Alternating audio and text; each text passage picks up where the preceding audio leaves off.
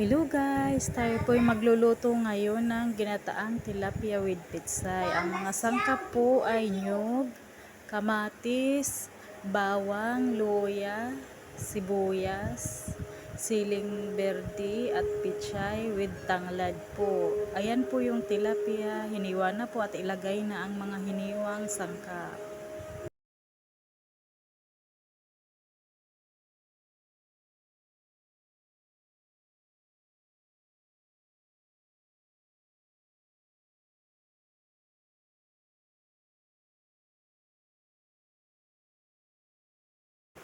Ayan guys, ilagay na po natin yung pitsay